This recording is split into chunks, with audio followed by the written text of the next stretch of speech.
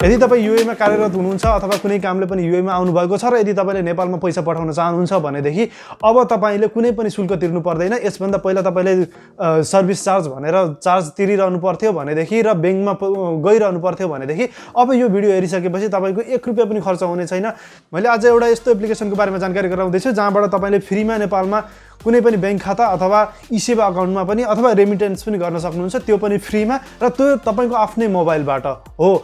त्यसको लागि तपाईले एउटा एप्लिकेसन डाउनलोड गर्नुपर्ने हुन्छ। यो युएमा रहेको फेब बैंकको अफिसियल एप्लिकेसन रहेकोले गर्दा तपाईले कुनै पनि यसमा यो फ्रड हो कि अथवा मेरो बैंक डिटेलहरु मेरो पर्सनल डिटेलहरु चोरी हुन्छ कि भन्ने त्यसरी डराउनु पर्दैन। यसको लागि यो एप्लिकेसन भेरिफाईको लागि त्यो बैंकबाट एजेन्टहरु तपाईकै लोकेसनमा आएर भेरिफाई गर्ने हुनाले यसमा तपाई डराउनु पर्दैन। मैले कुरा गर्दै छु पेइट को, जसरी मैले स्क्रिनमा फोटो पनि राखिरहेको छु यो एप्लिकेसनको बारेमा र यो एप्लिकेसन कसरी रजिस्टर गर्ने, कहाँबाट डाउनलोड गर्ने त्यसको बारेमा सम्पूर्ण मैले यो भिडियोमा डिटेल दिनेछु। भिडियो अन्तिमसम्म हेर्नु होला। यदि यो भिडियो मन पर्छ भनेदेखि म्याक्सिमम युएमा बस्नु हुने साथीहरुमा शेयर गर्नु होला। त्यसको लागि म लाग्दै छु मेरो मोबाइलको स्क्रिन रेकर्डतर्फ। तपाईले स्टेप नछुटाइकिन हेर्नु होला, अन्तिमसम्म हेर्नु होला। तब तपाईले फ्रीमा बिना कुनै शुल्क नेपालको ई-सेवा, बैंक अकाउन्ट अथवा रेमिटान्स जे गर्न चाहनुहुन्छ त्यो फ्रीमा गर्न सक्नुहुन्छ। त्यसको लागि तपाई आफ्नो मोबाइलको प्ले स्टोरमा जानु होला यदि एन्ड्रोइड चलाउनुहुन्छ भने, र यदि आइओएस चलाउनुहुन्छ भनेदेखि एप स्टोरमा जानु होला। मैले आइओएसमा गरेर देखाउँदै छु यहाँ, र तपाईले एन्ड्रोइडमा पनि सेम प्रोसेस गर्न सक्नुहुन्छ। यहाँ गइसकेपछि एउटा एप्लिकेसन सर्च गर्नु होला, जुन लिंक मैले डिस्क्रिप्सनमा पनि राखिदिने छु। सर्च गर्नु होला पेइट, हेर्नुस् है, पेइट यो सर्च गर्नु होला। सर्च गरिसकेपछि यस्तो किसिमको हेर्नुस् त सेकेन्ड नम्बरमा यो पेइट लेखेको यो एउटा एप्लिकेसन छ। यो किसिमको एप्लिकेसन चाहिँ तपाईको मोबाइलमा शो गर्छ। शो गरिसकेपछि यसलाई इन्स्टल गर्नु होला। मैले यसलाई अलरेडी इन्स्टल गरिसकेको छु र पनि मैले यसलाई फेरि एकचोटी अनइन्स्टल गरेर तपाईलाई देखाउँदै छु, किनकि कुनै पनि तपाई कन्फ्युज नहुनु होला। मैले यो एप्लिकेसनलाई डिलिट गरेर देख्न सक्नुहुन्छ र मैले फेरि यसलाई चाहिँ इन्स्टल गर्दै छु। इन्स्टललाई एकैछिन टाइम लाग्न सक्छ, त्यतिन्जेल मैले भिडियो स्किप गर्ने छु। देख्न सक्नुहुन्छ एप्लिकेसन इन्स्टल भइसकेको छ। यसलाई चाहिँ मैले खोल्दै छु। तपाईले पनि स्टेप बाइ स्टेप गर्नु होला, अलिकति पनि भिडियो स्किप नगर्नु होला। त्यसपछि चाहिँ तपाईले प्रपरली यो एप्लिकेसन भेरिफाई गर्न सक्नुहुन्छ। त्यसको लागि यहाँ हेर्नुस्, यसरी कुनै परमिसन माग्न सक्छ तपाईको लागि, यसलाई अलाउ गरिदिनु होला। त्यसपछि तपाई पहिलो पटक हुनुहुन्छ भनेदेखि यो आजसम्म यो गर्नु भएको थिएन भनेदेखि पक्कै पनि यसलाई साइन अप गर्नुपर्ने हुन्छ। त्यसको लागि चाहिँ यहाँ साइन अप नाउ भन्ने अप्सनमा क्लिक गर्नु होला। त्यसपछि यसले सोध्छ sign up with your debit card, यसरी यहाँ अप्सन आउँछ हैन। I have debit card issue by your bank, I don't have debit card issue by your bank. तपाईको यदि युएमा कुनै बैंकमा तपाईको खाता छ भनेदेखि तपाईले माथिको कुनै पनि एउटा अप्सन सिलेक्ट गर्न सक्नुहुन्छ, अथवा तपाईसँग कुनै पनि एप्लिकेसन छैन भनेदेखि चाहिँ माथिकै एउटा option I don't have any debit card issue by your bank select गर्नु होला। यो गर्नुभयो भनेदेखि तपाईलाई सजिलो हुन्छ है।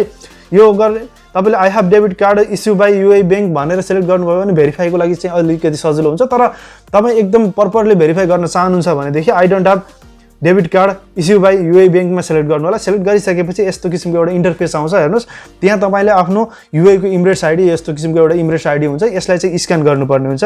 यो आइडीलाई चाहिँ यसरी स्क्यान गर्नु होला हैन। मैले स्क्यान गरेर देखाउँदै छु।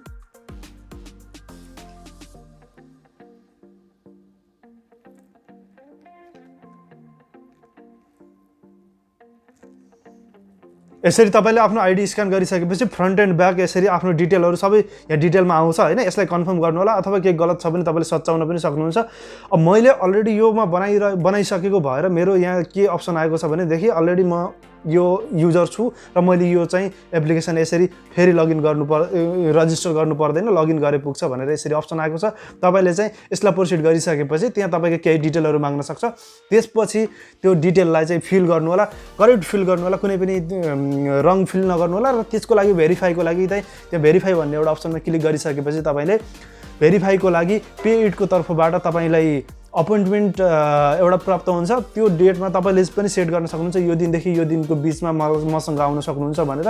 उसले आफ्नो टाइम मिलाएर तपाईको लोकेसन भिजिट गर्नुहुनेछ पेइटको तर्फबाट, र उहाँहरूले यदि लोकेसन भिजिट गरिसकेपछि तपाईको एप्लिकेसन भेरिफाई हुनेछ। भेरिफाई भइसकेपछि तपाईले कुनै पनि ट्रान्ज्याक्सन फ्रीमा गर्न सक्नुहुन्छ यो एप्लिकेसनबाट।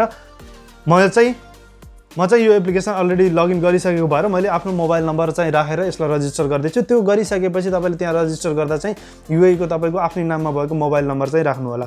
मैले लगइन गरेर त्यसपछि के प्रोसेस हुन्छन् र कसरी पैसा पठाउने त्यसको बारेमा बताउँदै छु।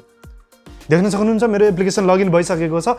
लगइन भइसकेपछि यहाँ हेर्नुहोस् मेरो अहिले ब्यालेन्स चाहिँ 0 छ। यसलाई चाहिँ ब्यालेन्स एड गर्नुपर्छ। तपाईँको कुनै पनि ब्याङ्क अकाउन्टको कार्डबाट चाहिँ यसलाई चाहिँ यहाँ सजिलै एड गर्न सक्नुहुन्छ। त्यसको लागि यहाँ हेर्नुहोस् माथि नै एउटा म्यासेज सो गरिदिइसकेको छ, रेमिट फर फ्री। तपाईँले यहाँ यसरी क्लिक गर्नुभयो भने पनि यसले सेन्ड नाउ भन्ने एउटा अप्सन आउनु छ। यसरी त्यसपछि यस्तो किसिमको इन्टरफेस आउँछ। यहाँ अप्सनहरू सो गर्छ तपाईँलाई कुन देशमा पठाउने हो। तपाईँले यहाँ यदि नेपालको नाम देख्नु भएन भनेदेखि सो मोर कन्ट्रिज भन्ने अप्सनमा क्लिक गर्नु होला। क्लिक गरिसकेपछि माथि सर्च पनि गर्न सक्नुहुन्छ यहाँबाट। र तपाईँले यदि डाइरेक्ट नेपालको लाग्यो भने माथि नै देखाइसकेको छ, हेर्नुहोस् त अल कन्ट्रीको टपमा चाहिँ यहाँ नेपाल आएको छ। नेपालमा क्लिक गर्नु होला। नेपालमा क्लिक गरिसकेपछि तपाईँले नेपालको कहाँ पठाउन चाहनुहुन्छ, जस्तै ब्याङ्क अकाउन्टमा नेपालको तपाईँको कुनै पनि ब्याङ्कमा तपाईँको अकाउन्ट छ र त्यो ब्याङ्क अकाउन्टमा पठाउन चाहनुहुन्छ भनेदेखि ब्याङ्क ट्रान्सफर सेलेक्ट गर्नु होला। र तपाईँले यदि नेपालको ई सेवा अकाउन्टमा कसैको तपाईँको साथीको अथवा आफन्तजनको कसैको पनि ई सेवा अकाउन्ट छ, उहाँलाई पैसा राखिदिनु छ भनेदेखि तपाईँले के गर्नु होला भने यहाँ ट्रान्सफर टु ई सेवा भन्ने अप्सनमा क्लिक गर्नु होला। यसरी यहाँ अप्सन देखाउँछ, कति अमाउन्ट पठाइसकेपछि कति जान्छ त्यो पनि देखाउँछ। र यदि तपाईँले कुनै स्विफ्ट ट्रान्सफर गर्न चाहनुहुन्छ भनेदेखि त्यो पनि अप्सन रहेको छ। र यदि तपाईँले रेमिटान्स पठाउन चाहनुहुन्छ, कसैको नाममा पैसा पठाउन चाहनुहुन्छ भने पनि मनीग्रामको तर्फबाट यसले यसरी स्पोन्सर गरिरहेको छ। क्यास पिकअप भन्ने अप्सनमा क्लिक गरेर तपाईँले तपाईँको आफन्तको नाममा पैसा पठाउन सक्नुहुन्छ। तपाईँको आफ्नै मोबाइलबाट तपाईँ ब्याङ्कमा पनि गइराख्नु पर्दैन। जस्तै रेटहरू पनि देखाउँछ, जस्तै आजको कति रुपियाँ पठाउनु भयो भने कति जान्छ भनेर त्यो देखाउँछ। मैले चाहिँ ब्याङ्क अकाउन्टमा ट्रान्सफर गर्नको लागि यहाँ देखाउँदैछु तपाईँलाई। ब्याङ्क अकाउन्टमा ट्रान्सफर गर्नको लागि यसरी देखाइरहेको छ, हेर्न सक्नुहुन्छ। मैले 100 रुपियाँ पठाउँदैछु भनेदेखि यति जाँदैछ। र तल देख्न सक्नुहुन्छ यहाँ चार्ज कति छ, चार्ज फ्री छ होइन, भ्याट पनि छैन। टोटल मैले पे गर्नुपर्ने अमाउन्ट कति हो त्यो यहाँ सो गरिरहेको छ। त्यसपछि यसरी मेरो अकाउन्टमा अहिले पैसा छैन, पैसा यसमा भएको भएदेखि यहाँबाट डाइरेक्ट मैले कन्फर्म गर्न सक्थेँ। मैले टपअप गर्नको लागि चाहिँ मेरो अकाउन्टमा यसमा पैसा राख्नको लागि यहाँ गएर आफ्नो कुनै पनि आफ्नो ब्याङ्क अकाउन्टको कार्ड चाहिँ यसमा लिङ्क गर्नुपर्ने हुन्छ। त्यो लिङ्क गर्छु। लिङ्क गरिसकेपछि तपाईँले त्यहाँबाट सजिलैसँग गर्न सक्नुहुन्छ। तपाईँले पनि यसै गरेर यहाँबाट गर्नु होला। मैले अहिलेलाई चाहिँ यहाँ किनकि अलिकति प्राइभेसीको रिजनले गर्दा पनि यो ब्याङ्क अकाउन्टमा आफ्नो डिटेल राखेर तपाईँलाई देखाइन। तपाईँले आफ्नो ब्याङ्क अकाउन्टको डिटेल राख्नु होला। यहाँ डराउनु पर्ने केही छैन, डराउनु पर्दैन। यो एकदम सुरक्षित रहेको हो। र युएईमा यदि तपाईँ हुनुहुन्छ भनेदेखि त यहाँ इलिगल काम त केही पनि हुँदैन, त्यो तपाईँलाई थाहा भएकै कुरा हो। यिनी सम्पूर्ण डिटेलहरू जेन्युन फिल गरेर तपाईँले यसरी सजिलैसँग फ्रीमा नेपालमा पैसा पठाउनु होला। तपाईँको आफ्नै अकाउन्टमा पैसा पठाउनु होला। तपाईँ ब्याङ्कमा गइरहनु पनि पर्दैन। तपाईँको व्यस्त समयलाई पनि यसले अलिकति सघाउ चाहिँ पक्कै पनि पुर्याउनेछ। आशा छ यो भिडियो चाहिँ तपाईँलाई पक्कै पनि मन पर्यो, यो जानकारी मन पर्यो भनेदेखि सम्पूर्णमा जति पनि युएमा बस्नुहुन्छ उहाँहरूको लागि सेयर गर्नु होला, ताकि उहाँहरूलाई पनि एउटा यो जानकारी होस्। र यदि यो भिडियो मन पर्यो भने मेरो च्यानललाई सब्सक्राइब पनि गर्न नबिर्सनु होला। भिडियोलाई लाइक, कमेन्ट अनि सेयर त गर्न भुल्दै नभुल्नु होला। यतिन्जेल हेर्दै हुनुहुन्थ्यो तपाईँ एपी अनलाइन टिभी र एपी अनलाइन टिभीबाट म हुँ अनुपम।